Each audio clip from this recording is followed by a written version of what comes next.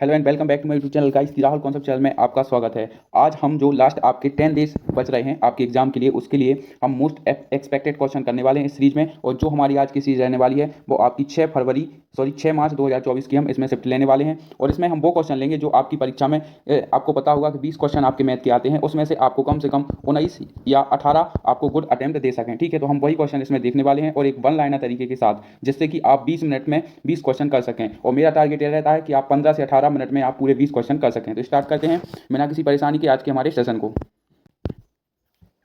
तो आज का जो क्वेश्चन है वो हमारा पहला क्वेश्चन है विभाज्यता के नियम पर आधारित। मैंने आपको पिछले प्रीवियस कंटेंट में भी आपको बताया इसकी विभाज्यता, लेकिन मैं आपको फिर से रिकॉल करा देता हूं। मैं आपको इसमें पूरी विभाज्यता आपको बता दूंगा तो आप खुद ही इसका उत्तर दे सकते हैं। ठीक है, जैसे कि आपकी 2 की विभाज्यता क्या होती है, आपका इकाई अंक आपका 2 से कटना चाहिए। मतलब कोई भी संख्या लिखी हो, मान लो 2, 3, 5, 7 और 4, उसका हमें केवल इकाई अंक देखना है। इकाई अंक यदि इसमें 2 का भाग जाता है तो पूरी संख्या में आपका 2 का भाग जाने वाला है। ठीक है, और वहीं बात करें कि यदि 3 की विभाज्यता हम कैसे चेक करेंगे, तो 3 की विभाज्यता का नियम होता है आपका अंकों का योग आपका 3 से कटना चाहिए। ठीक है, जैसे कि 3 और 4 और आपका 2 यानी 342। क्या इसमें आपका 3 का भाग जाता है, तो हम इसे कैसे चेक करेंगे? 3 और 4 7, 7 और 2 9, 9 में आपका 3 का भाग जाता है, मतलब इस संख्या में भी आपका 3 का भाग जा रहा होगा। ठीक है, तो 3 की विभाज्यता आपकी यह होती है। और यदि यही मान लो आपका 3, 4 और 7 हो, ठीक है, तो क्या इसमें 3 का भाग जाएगा? इसमें आपका 3 का भाग नहीं जाएगा, क्योंकि अंकों का योग आपका 3 से नहीं कट रहा है, तो इसमें 3 का भाग नहीं जाएगा।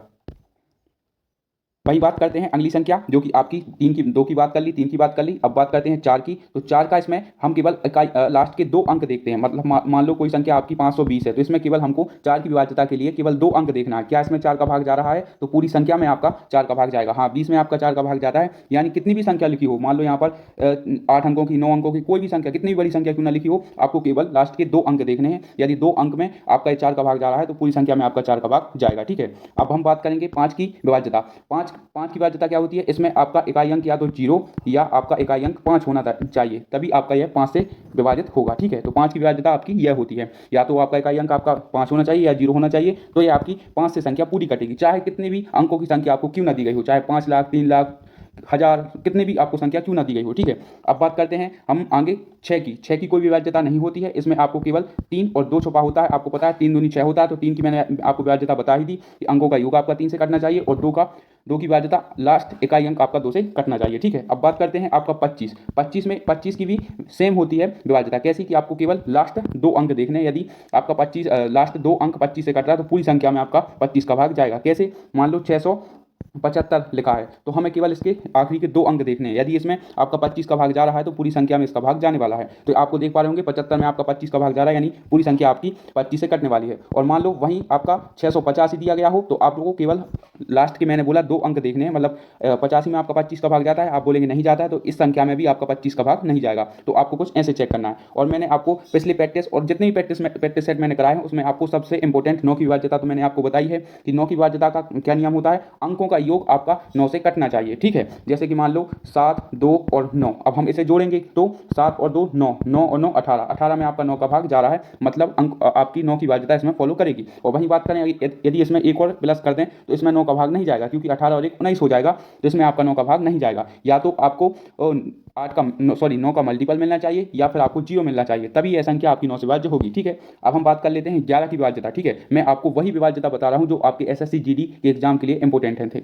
ठीक है, अब आप सोच रहे होंगे कि सारी विभाज्यता के यही फॉर्मूले बता दोगे, तो ऐसा कुछ भी नहीं है। जो आपकी एसएससी जीडी में सबसे ज़्यादा रिपीटेड होते हैं, मैं आपको वही विभाज्यता बता रहा हूँ। जैसे मान लो यहाँ पर लिखा हो 1234 लिखा हो। ठीक है, तो क्या इसमें हमें 11 की विभाज्यता देखनी है, तो इसमें हम क्या कहते हैं? अल्टरनेटिव सम। ठीक है, 4 को हम 2 के साथ ऐड करेंगे तो 4 2 कितना हो जाएगा? 6, माइनस 3 और 1 4। क्या इसमें आपका 2 बच रहा है? क्या इसमें 2 का आपका 11 का भाग जा रहा है? आप बोलेंगे नहीं जा रहा है। मतलब हमें क्या करना है? मान लो यहाँ पर भी आपका 6 होता, 4 की जगह आपका यहाँ पर भी 6 होता, तो हमको क्या मिलता? आप बोलेंगे 0 मिलता। ठीक है, तो इसमें आपका 11 का भाग जाता। यदि 11 का मल्टीपल मिलता, मतलब बराबर में आपको 22 मिलता, या आपका 33 मिलता, या 44 मिलता, तो इसमें भी आपका 11 का भाग जाने वाला है। कहने का आशा है ऑल्टरनेटिव आपको ऐड करना है और दोनों को घटाना है। यदि आपको 0 मिला तो आपकी 11 की विभाज्यता इसमें फॉलो करेगी, और यदि आपका 11 का मल्टीपल मिला तो आपकी 11 की विभाज्यता इसमें फॉलो करने वाली है। और इतना आपके एग्जाम के लिए सफिशियंट है। ठीक है, तो आप इसका उत्तर खुद ही निकाल सकते हैं। जिसमें 4 और 3 दोनों का भाग जा रहा हो, तो केवल 4 के लिए हम लास्ट दो डिजिट देखते हैं, जिसमें आपका 16 में आपका 4 का भाग जाता है, लेकिन 25 में आपका भाग नहीं जाता, 49 में आपका भाग नहीं जाता है। ठीक है,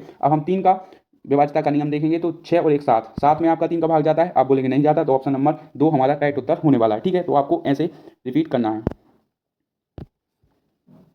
क्वेश्चन है जो कि आपका सिंप्लीकेशन का है, इसे हम सिंपल तरीके से ही सॉल्व करेंगे। यह आ जाएगा आपका 42/23, ठीक है। उसके बाद में आपका 46 और बटे में 7। ऑफ हमेशा पहले सॉल्व होता है, किंतु यहाँ पर गुणा में सब संख्याएं तो हम सबको साथ में लिख लेंगे, ठीक है। यदि आप यहाँ पर प्लस माइनस होता है तो सबसे पहले हम गुणा सॉल्व करते, ठीक है। यह आ जाएगा आपका 28/92 और ये एक गुणा लगा है, ठीक है। और जब भी गुणा को आपको भाग को गुणा में बदलना हो तो संख्या को हम पलट देते हैं, तो कितना आ जाएगा 69 ऊपर आ जाएगा, ठीक है। और बटे में आपका 21 आ जाएगा। जब भी आपको भाग में संख्या दी गई हो उसको गुणा में कन्वर्ट करना हो तो हम उसे पलट देते हैं, ठीक है। अब हम इसे सिंपली कैलकुलेट कर लेंगे। 23 से जाएगा ये आपका 2 बार, ठीक है। दूसरे ढंग से कर लेते हैं, ठीक है। 23 से जाएगा ये आपका 2 बार, ठीक है। 7 से जाएगा ये आपका 4 बार, ओके। और 21 से जाने वाला है कितनी बार, 21 से जाएगा 21 दूनी होता है आपका 42, ठीक है। अब कितना बचा, अब यहाँ पर बचा कितना, 2 से काट देंगे से कितनी बार जाएगा, 2 चौके 8, 2 छक्के 12, ठीक है। 23 दूनी 46 और 23 यह होता है कितना आपका, आप बोलेंगे यह होता है आपका 69, ठीक है। अब आपका कितना बचा है, अब आपका बचा है ऊपर आपका 4 बचा है, तो 2 से हम 2 काट देंगे और आपका 3 और यहाँ पर बचा है 3 गुणा आपका 2 और गुणा में 2, 2 दूनी 4, 4 तिया 12। ऑप्शन नंबर आपका सेकंड आपका करेक्ट उत्तर होने वाला है, ठीक है। तो आपको कुछ ऐसे कैलकुलेट करना है। नेक्स्ट क्वेश्चन है जो कि आपको मैंने इस क्वेश्चन को पिछले प्रैक्टिस सेट में एक अच्छा आपको फॉर्मेट बताया था। क्या फॉर्मेट बताया था कि होता है आपका क्रयमूल यानी होता है सीपी गुणा, ऊपर रखना है आपको या तो लॉस दिया गया हो आप या फिर आपका लाभ दिया गया हो, ठीक है। या तो आपको प्रॉफिट दिया गया हो या फिर आपको लॉस दिया गया हो, और बटे में हमें रखना है क्या, डिस्काउंट। बराबर में ये होता है आपका एमपी यानी मार्क प्राइस के बराबर ये होता है। और आप यह फॉर्मेट याद रखिएगा, इससे आपके कई सारे क्वेश्चन सॉल्व होने वाले हैं, ठीक है। तो इसे सॉल्व करते हैं इसी फॉर्मेट से। क्या लिखा है कि एक दुकानदार किसी वस्तु के अंकित मूल्य पर 25% का डिस्काउंट देता है और 10% की हानि होती है। यदि वस्तु को अंकित मूल्य पर बेचा जाता है तो लाभ प्रतिशत ज्ञात कीजिए, ठीक है। लाभ प्रतिशत, अब हमने माना सीपी हमारा 100 है, ठीक है। और 25% का डिस्काउंट देता है और 10% की हानि होती है। मैंने क्या बोला, यदि प्रॉफिट हो या लॉस हो हमें केवल ऊपर ही रखना है, तो यह आ जाएगा आपका 90 ऊपर आ जाएगा। और 25% का डिस्काउंट देता है, 100 में से हम घटा लेंगे तो यह आ जाएगा आपका 75। और बराबर में हमें मिल जाएगा कितना, बराबर में मिल जाएगा हमारे लिए जो हमसे पूछा है लाभ प्रतिशत, ठीक है। तो हमें इतना ही सॉल्व करना है। 25 से जाएगा ये 3 बार, 25 से जाएगा ये 4 बार, ठीक है। और ये जाएगा आपका 30 बार, ठीक है। तो 30 का हम 4 में गुणा करेंगे तो यह आ जाएगा आपका 120%, ठीक है। अब क्या होता है कि इसमें हमारा लॉस हो रहा था तो हमने 100 में से घटा लिया था, और लाभ होता है तो 100 में हम जोड़ देते हैं। तो हमें सिंपली इसमें से कुछ नहीं करना है, 120 में से हमें 100 माइनस कर देना है, ठीक है। तो जो आपका करेक्ट उत्तर होगा वो होगा आपका ऑप्शन नंबर 4, 20% का लाभ इसमें होने वाला है। और यकीन मानिए ये आपका फॉर्मेट सबसे ज़्यादा आपको काम आएगा, क्योंकि इससे कई सारे क्वेश्चन आप चुटकियों में सॉल्व कर सकते हैं, ठीक है। सीपी गुणा प्रॉफिट या लॉस अपॉन डिस्काउंट बराबर में आपको एमपी। कभी कभी आपको एमपी दिया रहेगा आपसे सीपी पूछ लेगा, कभी कभी आपको सीपी दिया रहेगा आपको एमपी पूछ लेगा, कभी आपको प्रॉफिट दिया रहेगा और एमपी और सीपी दोनों दिया रहेगा लेकिन आपसे डिस्काउंट पूछ लेगा। तो इस फॉर्मेट से आप कई सारे क्वेश्चन सॉल्व कर सकते हैं, ठीक है। नेक्स्ट क्वेश्चन है जो कि आपका समय अवकाश से दिया गया है। एक्स और वाई मिलकर एक काम को 10 दिनों में पूरा कर सकते हैं, वाई और जेड मिलकर उसी काम को 12.5 दिन में पूरा कर सकते हैं, जेड और एक्स मिलकर उसी काम को 50 दिन में पूरा कर सकते हैं। तो तीनों एक साथ मिलकर करते हुए कितने दिनों में वो काम करेंगे, ठीक है। सबसे पहले मैं आपको बताता हूँ इसकी आपको कार्य क्षमता निकालनी है, ठीक है। तो यहाँ पर लिखेंगे एक्स और वाई जो है आपका 10 दिन में काम कर रहे हैं, और आपका वाई और जेड यह आपका 12.5 दिन में काम कर रहे हैं, ठीक है। उसके बाद में आपका जेड और एक्स यह आपका 50 दिन में काम कर रहे हैं। तो इनकी हम एलसीएम लेंगे, एलसीएम कितना आ जाएगा, आप बोलेंगे 50 आ जाएगा, ठीक है। 10 से जाएगा ये आपका 5 बार, ठीक है। और ये जाएगा आपका 4 बार, क्यों, क्योंकि 12 चौके होता है 48 और 5 चौके कितना होता है 20, तो 48 और 2 कितना हो जाएगा, आप बोलेंगे ये आपका 50 हो जाएगा। कैसे कैलकुलेट किया, या फिर आप ऐसा कैलकुलेट करके देख लीजिए, 12.5 और आपका पॉइंट लगा, तो पॉइंट लगा तो ऊपर एक जीरो लग जाएगा। 25 पंचे होता है, 25 आपका 20 होता है, ठीक है। और 5 से जाएगा 4 बार, तो हमारी जो क्षमता निकल कर आ गई वो कितनी निकल कर आ गई, आप बोलेंगे वो 4 निकल कर आ गई। आप ऐसे भी क्षमता निकाल सकते हैं। और 50 से जाएगा ये कितनी, एक बार, ठीक है। अब आप यहाँ पर देखिएगा ये आ गया आपका x plus y plus z plus x बराबर कितनी क्षमता निकल कर आ गई, 5 4 9 और 1 10।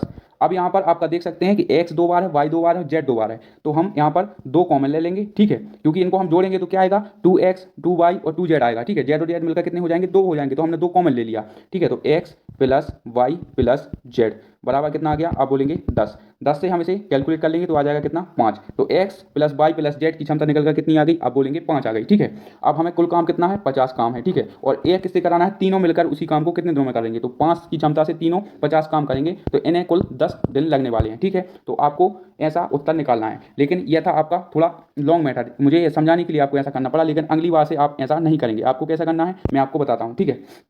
जब भी आपको दो फॉर्म दिए गए हों, x प्लस वाई और y प्लस जेड और z प्लस x, और जो भी क्षमता मान लो 10 क्षमता निकल कर आई है, तो हम इसे ऐसे नहीं करेंगे 2x plus 2y plus 2z, हमें डायरेक्ट इसमें 2 का भाग दे देना है, क्योंकि हमें पता है कि आगे चलकर हम 2 से भाग देंगे, तो आपको आगे ही इसमें 2 का भाग देना है। तो इसकी क्षमता मान लो 10 निकल कर आ रही है, तो उसे हम 5 मानेंगे, क्योंकि x 2 बार है, y 2 बार है और z 2 बार है, तो हमें ऐसे डायरेक्ट करना है। क्योंकि मैंने आपको कई बार बताया कि आपको एग्जाम में स्टेप के नंबर कभी नहीं मिलते हैं, सिर्फ स्मार्ट अप्रोच के आपको नंबर मिलते हैं, ठीक है, तभी आप लाखों लड़कों से आगे निकल सकते हैं। तो आप ऐसे क्वेश्चन सॉल्व करेंगे, ठीक है, ना कि पूरी फॉर्मूला तरीके से, ठीक है।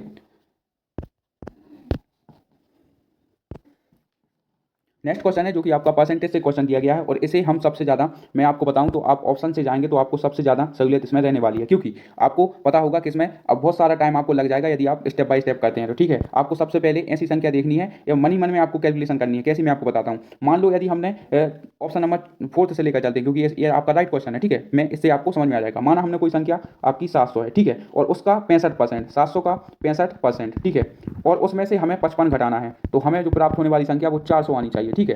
अब हमें पता है कि 2 जीरो से आपके 2 जीरो कट जाएंगे, और 65 सत्य कितना होता है, तो आप बोलेंगे 455 होता है, ठीक है, और उसमें से हमें 55 घटाना है। तो आप यहाँ पर देख सकते हैं, यहाँ पर मिलेगा आपको 400, और 455 में से जब आप 55 घटाएंगे तो यहाँ पर भी मिलेगा आपको 400, तो 400 बराबर 400, यानी आपकी इक्वेशन वो हो गई, मतलब राइट हो गई, ठीक है। तो आपको कुछ ऐसे सॉल्व करना है, ठीक है। और यदि आप विधिपूर्वक जाना चाहते हैं, मतलब स्टेप बाय स्टेप जाना चाहते हैं, तो आपको बहुत समय लग जाएगा, ठीक है। और यदि आप दूसरे किसी ऑप्शन को उठाएंगे, मान लो 600 का आप 65% निकालेंगे, ठीक है, और उसमें से आप 55 घटाएंगे तो आपको 400 नहीं मिलेगा, ठीक है। तो आपको ऐसे ऑप्शन उठाकर देखना है, ठीक है। लेकिन अब हम इसे चलेंगे कैसे, मेथड, मतलब स्टेप बाय स्टेप कैसे सॉल्व करेंगे, ठीक है।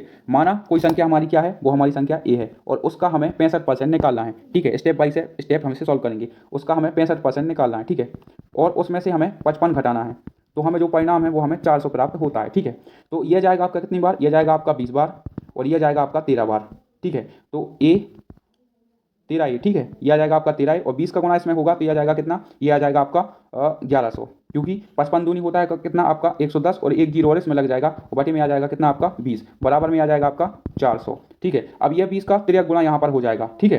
तो जो हमारा अगला स्टेप बनने वाला है वो बनेगा कितना, आप बोलेंगे 13 ए माइनस आपका 1100, बराबर में कितना हो जाएगा, यह हो जाएगा 400 दूनी 8000, 400 का हम जब 20 में गुणा करेंगे तो यह जाएगा आपका 8000, और ये 13 ए, और ये आपकी माइनस की संख्या है ना, माइनस की 1100, और ये उस साइड जाएगा तो आपका प्लस हो जाएगा, कितना बन जाएगा, ये बन जाएगा 9100, ठीक है। और 13 सत्य कितना होता है 91, तो ए बराबर कितना आ गया, आप बोलेंगे 700, 2 जीरो ये लग जाएंगे, तो जो आपका करेक्ट उत्तर होगा वो होगा आपका ऑप्शन नंबर 4। यदि आप इस विधि से जाना चाहते हैं तो आप ऐसे भी सॉल्व कर सकते हैं बेसिक तरीके से, ठीक है। और यदि आप ऑप्शन से जाएंगे तो आप कम समय में कर सकते हैं, ठीक है, तो आप ऐसे भी जा सकते हैं।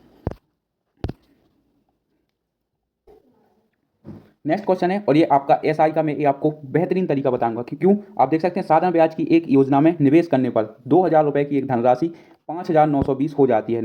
हो जाती से ऐसा क्या होता है, मिक्स धन, इसमें आपका प्रिंसिपल और ब्याज आपका दोनों मिक्स है, ठीक है, इसलिए हो जाती है। यदि वार्षिक ब्याज दर उन वर्षों की संख्या जिनके लिए धनराशि का निवेश किया गया है दोनों समान है, मतलब आपका दर बराबर आपका टाइम इक्वल है, ठीक है, तो वार्षिक ब्याज की दर कितनी है ये आपको बताना है।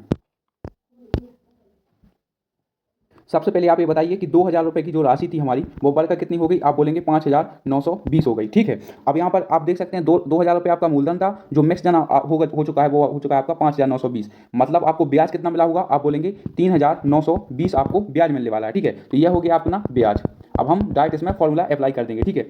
तो ब्याज बराबर क्या होता है, ब्याज बराबर होता है आपका, या दर निकालने की मैं आपको जो फॉर्मेट हम यूज़ करते आ रहे हैं वही सॉल्व करेंगे। तो ब्याज कितना है, आप बोलेंगे 3920 गुणा 100, ठीक है, और बटे में मूलधन कितना है, आप बोलेंगे 2000, 1 2 3, और जो आपका समय है, ठीक है, और जो आपकी दर है वो समान है, तो ये आ जाएगा कितना आपका टी, और गुणा में आपका टी, क्योंकि हमने दर को भी आपका टी मान लिया, ठीक है। जो समय और आपका दर है वो बराबर है, तो हमने दर को भी हमने टी मान लिया, ठीक है। और आपको भी ऐसे ही करना है। 2 जीरो से आपके 2 जीरो कट जाएंगे, 1 जीरो से आपका 1 जीरो कट जाएगा, ठीक है।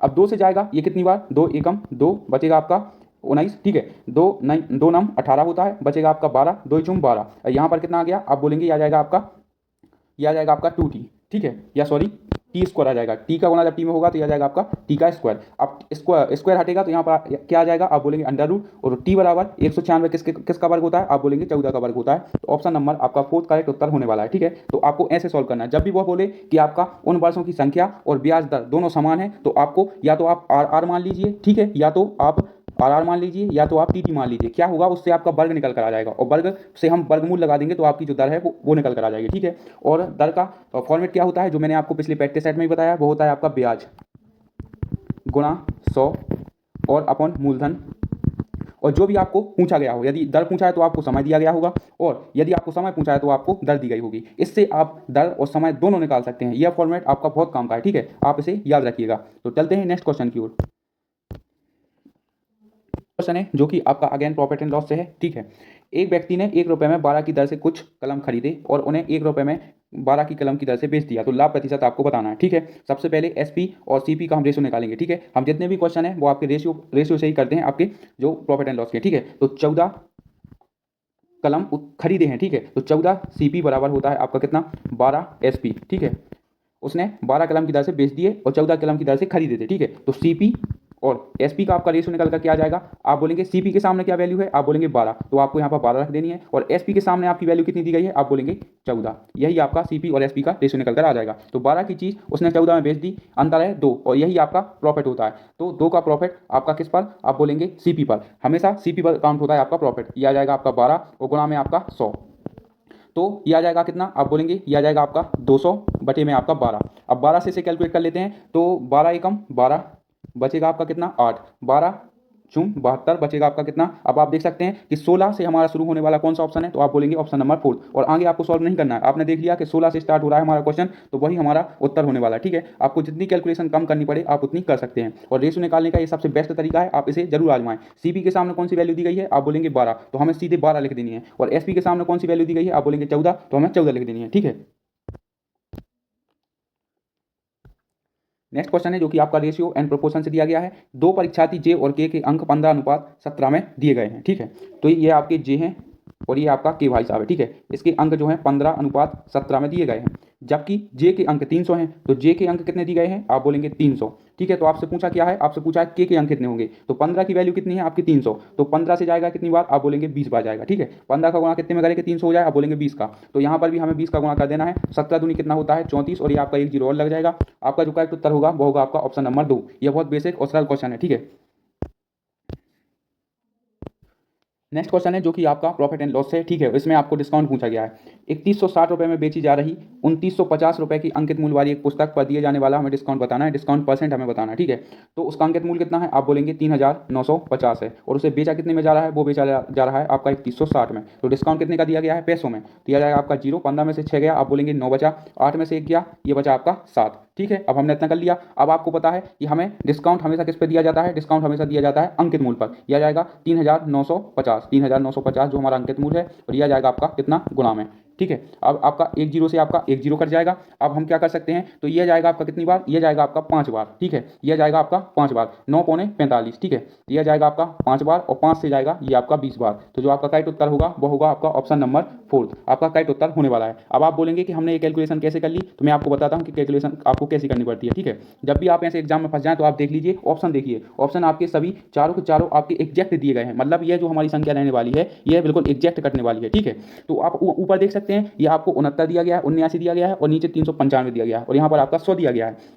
1 0 से तो आपने 1 0 काट दिया। अब 9 का गुणा कितनी बार आप पढ़ेंगे कि आपको 5 मिल जाए इकाई अंक, तो 9 पौने कितना होता है, आप बोलेंगे 45, मतलब 9 का गुणा 5 में 5 बार पढ़ने पर हमें इकाई अंक 5 मिल रहा है। यदि मैं इसे 5 बार काट दूं, ठीक है, और 5 से इसे काट दूं, तो एग्जैक्ट जो मेरा उत्तर आएगा वो 20 आएगा, और यही हमारा करेक्ट उत्तर है। तो आपको ऐसी कैलकुलेशन करनी है। ठीक है, नेक्स्ट क्वेश्चन है, और इसका मैं आपको एक मस्त तरीका बताऊंगा। इसको, ये एक नियम होता है। ठीक है, एक व्यापारी 10,000 रुपये की प्रति लैपटॉप की दर से 2 लैपटॉप खरीदता है, मतलब 10,000 के उसने 2 लैपटॉप खरीदे हैं। एक पर वो 40% का लाभ अर्जित किया गया है, आप ध्यान से पढ़िएगा, और दूसरे पर 40% की हानि। जब भी आपको 2% दिए गए हो, मान लो आपका 1% आपका 20% जो कि आपको लाभ पर दिया गया है, और वहीं दूसरा परसेंट आपका 20% ही आपको हानि पर दिया गया है, और आपसे पूछा गया हो या लाभ या हानि प्रतिशत कितना होगा, तो कोई भी वस्तु जब 20% के लाभ पर और 20% की हानि पर बेची जा रही हो, तो उसका जो सिंपल फॉर्मूला होता है वो क्या होता है, वो होता है आपका a² / 100। ठीक है, मतलब इससे आपका ओवरऑल लॉस या हानि निकल कर आ जाएगी, और इसमें आपकी केवल लॉस ही निकल कर आता है। क्यों? क्योंकि एक तरफ आपका माइनस है, ठीक है, एक तरफ आपका माइनस है, एक तरफ आपका प्लस है, तो जो भी आपका ओवरऑल निकल कर आएगा वो आपका लॉस ही निकल कर आएगा। ठीक है, तो हमें पैसों से कोई मतलब नहीं रहना है, हमें क्या करना है, 40 का वर्ग अपॉन में आ जाएगा आपका कितना, 100। ठीक है, तो ये हो जाएगा आपका 1600 बटे में आ जाएगा आपका कितना, 2 जीरो से आपके 2 जीरो कट गए, तो हमारी जो कुल लाभ या हानि कितनी निकल कर आ गई, आप बोलेंगे 16। मतलब ये आपकी केवल लॉस में ही इसका उत्तर आएगा। एक तरफ आपको लाभ दिया गया हो और दूसरी तरफ परसेंटेज में आपको हानि दी गई हो, तो उसका उत्तर हमेशा हानि में ही आता है। तो ऑप्शन नंबर आपका 2 करेक्ट उत्तर होगा। और आप इसको हमेशा याद रखिएगा, जब भी आपको सेम 2% दिए गए हो और एक लाभ में हो एक हानि में, तो उसको आपको कुछ नहीं करना है, सिंपली आपको a² / 100 कर देना है। ठीक है, नेक्स्ट क्वेश्चन है जो कि आपका एवरेज से दिया गया है। ठीक है, तो इसे सॉल्व करेंगे। एक परिवार के 4 सदस्यों की औसत आयु आपकी 25 वर्ष है। ठीक है, तो आपकी 4 सदस्य हैं और इनकी औसत आयु कितनी दी गई है, आप बोलेंगे 25 दी गई है, तो इनका योग कितना आएगा, ये आएगा आपका 25 चौके 100। जब भी ऐसा दिया गया हो, आपको लोग दिए गए हो और उनकी औसत आयु दी गई हो, तो हम उसका डायरेक्ट योग निकालते हैं गुणा करके। ठीक है, यदि परिवार के 3 सदस्यों की आयु आपकी 20, 22 और 28 दी गई हो, तो परिवार के चौथे सदस्य की आयु कितनी होगी, और 3 सदस्य की औसत आयु कितनी दी गई है, आप बोलेंगे यह आपका 28 और 22 कितना होता है, 28 और 2 30 और 20 50, 50 और 20 70, 3 लोगों की औसत आयु आपकी 70 दी गई है। अब आपसे पूछा है कि चौथे सदस्य की आयु कितनी होगी, तो 4 में से आपका 3 घट जाएगा, तो यह बच जाएगा आपका 1, और यही आपका चौथा सदस्य है। 100 में से आपका 70 जाएगा, तो यह बचेगा आपका 30। तो जो चौथा सदस्य है उसकी औसत आयु आपकी 30 वर्ष निकल कर आने वाली है। आपको सिंपली क्या करना है, सबसे पहले आपका योग निकालना है। जो भी औसत आयु दी गई हो उसका आप गुणा कर दीजिए, जितने भी लोग दिए गए हो तो उसमें आपका योग निकल कर आ जाएगा, और उसमें से आपको माइनस कर देना है। ठीक है, तो आपका जो भी पूछा हो वो निकल कर आ जाएगा। नेक्स्ट क्वेश्चन है, और ये आपका रेशियो एंड प्रोपोर्शन से पूछा गया है, आय और व्यय से। ठीक है, और इसे हम सॉल्व करने वाले हैं आपकी क्रॉस मेथड से। क्रॉस मेथड क्या होती है अभी आप जान जाएंगे। ठीक है, रमेश और सुरेश की आयु कितनी दी गई है, 3:4 में, ये आपकी आय है। ठीक है, आय दी गई है 3:4 में, और जो आपका व्यय यानी होता है आपका खर्च दिया गया है आपको किसमें, आप बोलेंगे ये 2:3 खर्च का अनुपात दिया गया है। यदि प्रत्येक 200 रुपये बचाता है, प्रत्येक 200 रुपये बचाता है, मतलब आपका रमेश और सुरेश 200 रुपये बचाते हैं, तो बचत बराबर क्या हो जाएगी, ये आपका 200 रुपये बचा रहा है और ये भी आपका 200 रुपये बचा रहा है। क्रॉस मेथड से आप जल्दी सॉल्व कर सकते हैं, और आप डिटेल मेथड से जाएंगे तो यही क्वेश्चन में आप 1 मिनट खो देंगे। सबसे पहले आपको क्या करना है, इन दोनों का गुणा करना है, तो यह जाएगा 3 त्रिका 9। ठीक है, और आपको इन दोनों का गुणा करना है, 4 दूनी 8, और इनको माइनस कर देना है, तो यह जाएगा आपका 1। ठीक है, बराबर में अब इनका गुणा इसमें करना है, तो 200 का 2 में गुणा करेंगे तो यह जाएगा कितना आपका 400, और 200 को गुणा जब हम 3 में करेंगे तो यह जाएगा आपका कितना 600, 2 3 6। यहाँ पर आ गया कितना, आप बोलेंगे 200, इनमें से हमें घटाना है, ये बराबर नहीं है, माइनस लगाए। 400 में से आपका 600 गया तो बचेगा कितना आपका 200। एक की वैल्यू निकल कर क्या आ गई, आप बोलेंगे 200 आ गई। उसने पूछा क्या है, उसने पूछा है कि आपकी दोनों की आय क्या होगी, तो आय का अनुपात दिया गया है 3 और 4 के अनुपात में आय का अनुपात दिया गया है, तो 200 का गुणा हमें 3 और 4 में कर देना है बारी बारी से। तो 200 का गुणा एक बार 3 में करेंगे, तो 200 गुणा 3 अनुपात 200 गुणा आपका 4, यह आ जाएगा आपका 800, यह आ जाएगा आपका 600। तो जो उनकी आय निकल कर आ गई वो हो गई ऑप्शन नंबर 4, 600 और 800। आपको ऐसे सॉल्व करना है क्रॉस मेथड से, और यह सबसे बेस्ट तरीका है। आप किताबों में देखेंगे तो इसका सोल्यूशन आपको आधे पेज में दिया रहेगा। ठीक है, अब हम बात करेंगे क्रॉस मेथड, आपको समझ में तो आगे होगी, लेकिन मैं आपको फिर भी समझा देता हूँ। मान लो ये आपका 1:2 दिया गया है, और ये आपका 2:4 दिया गया है, और 3 आपका 6 दिया गया है। तो इसका हम इसमें गुणा करते हैं और इसका इसमें गुणा करते हैं, तो 4 एकम 4 और 2 दूनी होता है 4, और इसकी एक की वैल्यू निकालेंगे, इसकी वैल्यू तो कुछ नहीं आई, मतलब 0, और 6 दूनी होता है कितना 12, और 4 दिया कितना होता है, आप बोलेंगे 12। ठीक है, ये तो उल्टा हो गया, मैं दूसरे उदाहरण से समझाता हूँ आपको। यहाँ आ जाएगा आपका 1:3, और यह आ जाएगा आपका 2:8। ठीक है, और यहाँ पर आ जाएगा 4:9। आपको ऐसे में कैसे सॉल्व करना है, 8 का गुणा तिर्यक गुणा करेंगे 1 में, और 2 का तिर्यक गुणा करेंगे 3 में, तो 8 एकम 8 और 3 दूनी होता है आपका 6। यहाँ पर 8 में से 6 गया, बचेगा आपका कितना 2। अब इसका इसमें गुणा कीजिए, इसका इसमें गुणा कीजिए, 9 दूनी 18, और 8 चौके कितना होता है, आप बोलेंगे 32। ठीक है, 12 में से 8 गए, बचेंगे 4, 2 में से 1 गया, बचेगा 14, 2 बराबर 14, तो 1 बराबर कितना निकल कर आएगा, 1 बराबर 7। अब आपसे आय पूछी हो, व्यय पूछी है, आप उसमें गुणा कर दीजिए। 7 का गुणा जब 1 में करेंगे तो यह आ जाएगा आपका 7, और 7 तेरी 21, ये हमारा अनुपात निकल कर आ जाएगा। तो यह होती है आपकी क्रॉस मेथड। नेक्स्ट क्वेश्चन है जो कि आपका प्रॉफिट एंड लॉस है और इसका आप मिनटास तरीका देखेंगे। ठीक है, एक वस्तु का विक्रय मूल्य आपका 8175 है, मतलब 8175 में कोई वस्तु बेची गई है जो कि आपकी 25% डिस्काउंट पर बेची गई है, मतलब 25% उस पर डिस्काउंट दिया गया होगा तब जाकर वो 8175 में बेची गई है। तो आपको बताना है कि वस्तु का अंकित मूल्य क्या होगा। यदि वस्तु आपकी रुपए में 8175 में बेची गई है और उस पर डिस्काउंट आपका 25% का दिया गया है, तो बेचा कितने में गया होगा, मतलब उसने दिया कितना होगा पैसा, आप बोलेंगे 75 दिया होगा, 75% गुणा में आपका 100। ठीक है, 25 से जाएगा ये 3 बार, 25 से जाएगा 3 बार और बचेगा आपका कितना, आप बोलेंगे 25 या 75 और ये बचा आपका कितना 6, 25 दूनी 50, 25 सत्ते 175, 3 से जाएगा 3 धाम 30 और 3 नाम 27 और 109 का गुणा 100 में होगा, तो जो आपका करेक्ट उत्तर होगा वो होगा आपका 10,900 रुपये। ठीक है, तो जो आपका करेक्ट उत्तर होने वाला है वो होगा आपका ऑप्शन नंबर 1, मतलब 10,900 की कोई वस्तु थी, उस पर 25% का डिस्काउंट दिया गया जो कि 8,175 में बेची गई। तो आपको ऐसे कैलकुलेट करना है कोई भी चीज़ हो। ठीक है,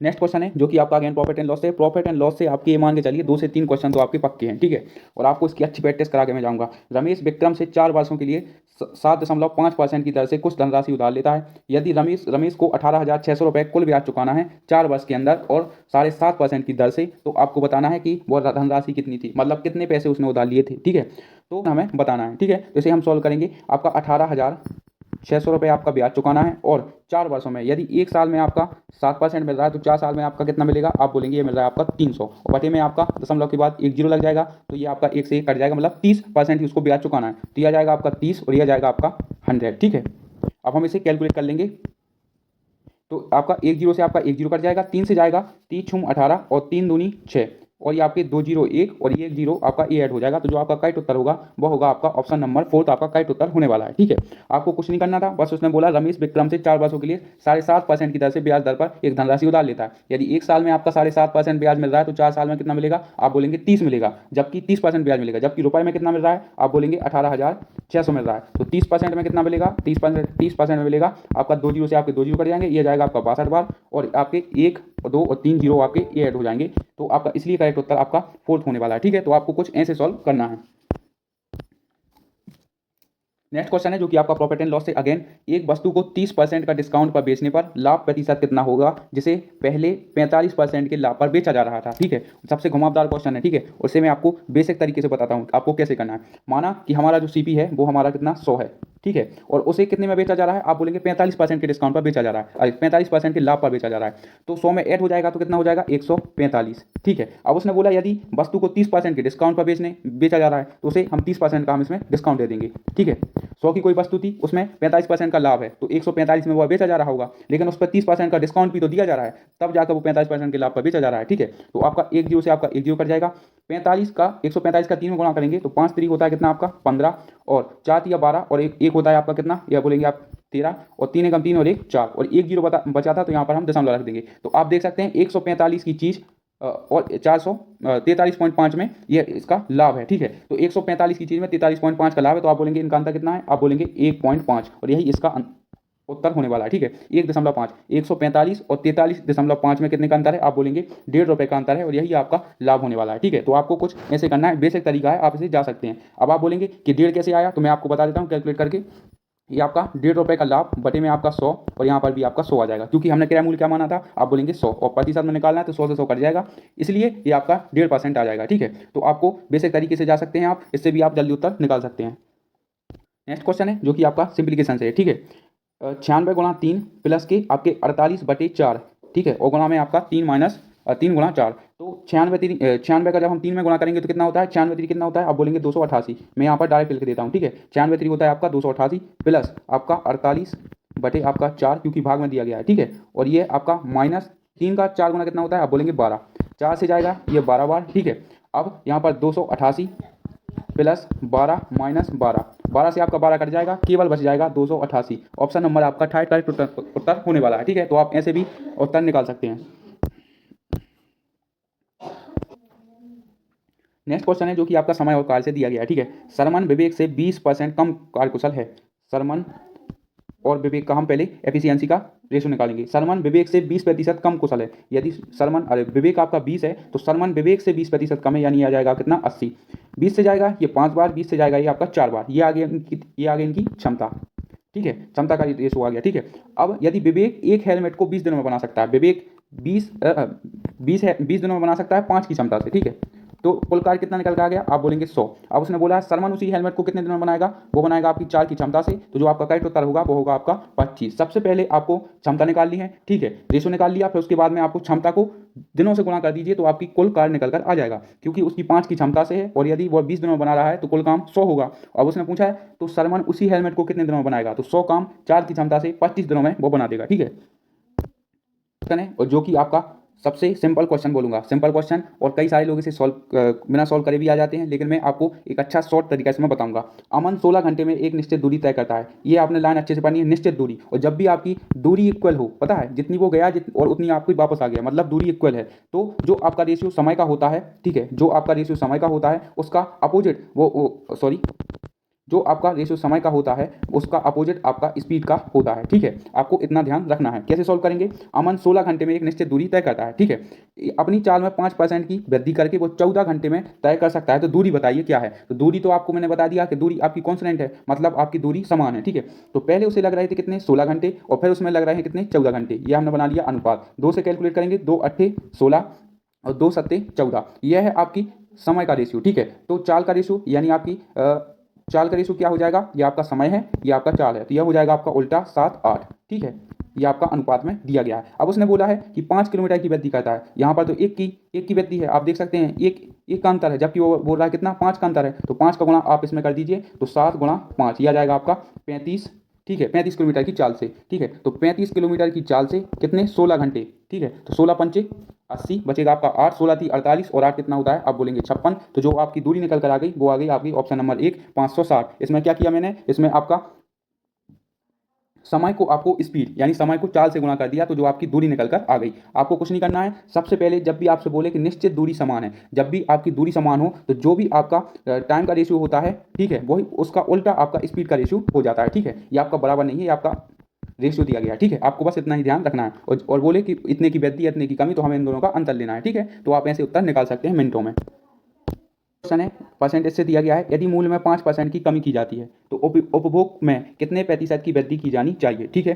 तो इसमें 5% की कमी की जाती है, मान लो मूल्य में आपका पहले आपका मूल्य 100 था और इसमें 5% की कमी की गई, तो कितना बचा, आप बोलेंगे 95 बचा। अब हम इसे काट लेंगे तो यह जाएगा आपका कितना बार, यह जाएगा आपका 5 से 20 बार और 5 से जाएगा 19 बार। यदि मूल्य पहले आपका 20 था तो आप कितना बचा, आप बोलेंगे 19 बचा है, ठीक है। ठीक है, तो उपभोग में कितने प्रतिशत की वृद्धि की जानी चाहिए। अब इसका उल्टा होता है आपका खपत, जो रेशो आपका मूल्य का होता है उसका उल्टा होता है आपका खपत का, ठीक है। तो यह हो जाएगा आपका 19 से 20, मतलब पहले आपको 20 रुपये में 19 किलो शक्कर मिल रही थी, आप ऐसे मानिए, और अब 19 में आपको 20 किलो शक्कर मिल रही है, ठीक है। आपको बस इतना ही देखना है।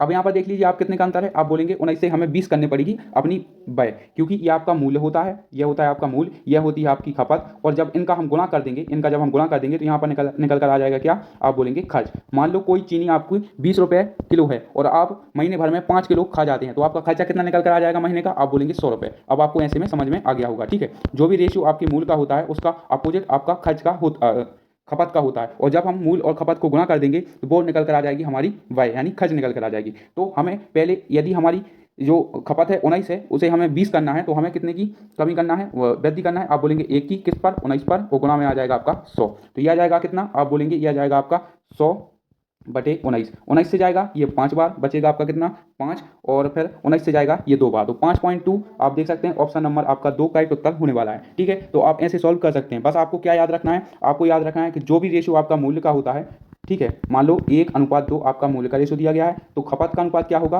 वो होगा 2:1, ठीक है। और जब हम इनका गुणा कर देंगे तो ये आ जाएगा क्या, आपका निकल कर आ जाएगा आपका खर्च, 2 एकम 2 और 2 एकम 2, आपको ऐसे कैलकुलेट करना है। तो गाइस ये थे आज के हमारे पैट टेस्ट सेट, जो कि आपका 16वें नंबर का आपका पैट टेस्ट सेट है, ठीक है, ठीक है। और ये आपको पता होगा कि आपके कम से कम 9 से आपके 10 दिन ही आपके पेपर के लिए शेष रह चुके हैं, और मैं आपकी पूरी कोशिश कर रहा हूँ कि आपको एक अच्छा तरीका बता सकूँ, और जिससे कि आप अपना समय बचा सकें पेपर में, और जो भी आपका कैलकुलेट क्वेश्चन है आप उसमें अपना समय दे सकें, ठीक है। तो और भी किसी चीज़ की यदि आपको आवश्यकता है तो आप कमेंट में जरूर बता सकते हैं। मिलते हैं अगले सेशन में, और आपसे निवेदन है कि आप एक बार इसका रिवीजन जरूर करें, और इसकी आपको प्ले लिस्ट भी मिल जाएगी मेरे चैनल पर, SSC GD एग्जाम के नाम से, ठीक है। क्या प्ले किस नाम से है, आप बोलेंगे SSC GD एग्जाम 2025 के नाम से आपको मैथ की सारी प्लेलिस्ट आपको मिल जाएगी। सारे जो वीडियो मैंने डाले हैं वो आपको मिल जाएंगे। और यकीन मानिए यदि आप इनका पूरा रिवीजन और अच्छे से प्रैक्टिस करते हैं तो आप अपने एग्जाम में 18 से 19 राइट कर सकते हैं। मतलब 40 में से आप 38 नंबर तक आप लेकर आ सकते हैं। ठीक है, इतना मैं आपको गारंटी के साथ कहता हूँ। तो मिलते हैं अगले सेशन में।